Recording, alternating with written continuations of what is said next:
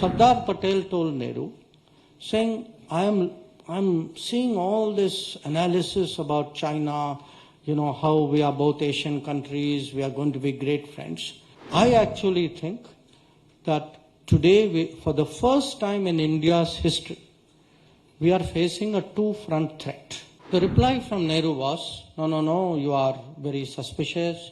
12 years later, what he said was inconceivable happened. The person to whom he is addressing it is actually clouded by a kind of leftist ideology. In 1950, in 1947, we became independent. 1949, there was a revolution in China. Communist Party came to power, and the Chinese PLA moved into Tibet. Okay. In 1950, one of the last things which Sardar Patel did was he wrote a letter to Nehru. Sardar Patel told Nehru, saying, I'm seeing all this analysis about China, how we are both Asian countries, we are going to be great friends. I am very worried. I actually think that today, for the first time in India's history, we are facing a two-front threat. And that we keep saying things to them that we are friends. I'm not sure they think in the same way. So I am cautioning you. This is Sardar Patel actually about less than 2 months before he passed away. The reply from Nehru was, no, you are very suspicious. He doesn't say you don't understand foreign policy, but that's... And then he says, it is inconceivable. It is inconceivable that the Chinese would ever cross the Himalayas and attack us. 12 years later, what he said was inconceivable happened. Now, why do I say this to you? I'm not fault-finding. I am trying to make us all understand. When we look at the world, here was Sardar Patel, a very, very practical man, very grounded, very much with a feel for what life is about. I'm in Hyderabad. There can be no better, if any place should know what Sardar Patel did, this place should know. Okay. Now,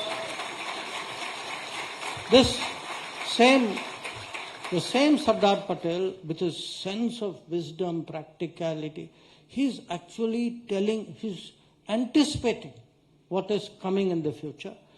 But the person to whom he's addressing it is actually clouded by a kind of leftist ideology, which he says, today we and China, we to have a common interest in going up against the West, and therefore he's refusing to see what is actually a very practical, I would say basics of diplomacy.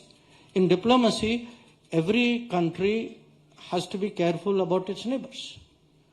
And when you have two neighbors with whom you have potential or actual problems, those two neighbors will also get together. That is also very practical. You don't need a PhD in diplomacy to understand this. But yet, that is what happened. Now, I fast forward you from 1950 to 1962. Now the Chinese have attacked. What is inconceivable has happened. They have come down in Arunachal Pradesh. This is when Nehru has said goodbye to Assam and Northeast. And then he writes a letter to President John Kennedy of America. That letter is a public letter. Any of you can Google it, you can find it in the record. In that letter, he asked for assistance. It was the right thing to do. Then he says there, but I am hesitant how much to ask you, because I don't know how it will look in front of other people. Country is under attack. Okay, Chinese have come down Arunachal Pradesh. You are actually saying bye-bye Assam. And then you are saying, but I don't know how I will look in front of other people. Just think today. Because when I said if you put your country's interest first, that is the one and only criteria by which crucial judgment should be made. would you have said, I am under attack, but I don't know how I will look to other people, so only give me half of, what I really need? Does this, what does it say? Now, some years before this how do I look in front of other people actually came in another context. There was a big debate at that time about UN Security Council. Okay? Even today, it's still a live issue, all of you know that. At that time, some countries offered India a seat, because the seat at that time, China's seat, was occupied by Taiwan. So many countries felt they didn't want People's Republic of China to occupy that. So they offered the seat to India. Now, our response at that time was, yes, we have such an offer, but first China should get its seat. After that, we will see what we have to do. Now, in case you think I'm not saying the truth, the source of this is Jawaharlal Nehru. He has written a letter to the chief ministers of all states. It's in his letters to the chief minister. So today, just imagine, we are talking of India first policy. He's saying China first in the UN. India follows after that. So not putting, when we say an era of diffidence, an era of diffidence is not just an era of diffidence. It is an era actually where we don't have clarity about our own national interests.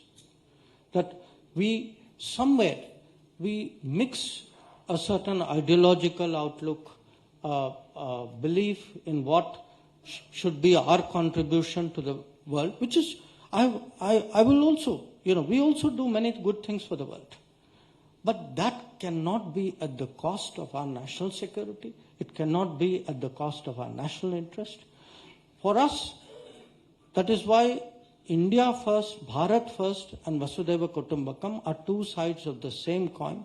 But we should never allow Bharat first to be compromised.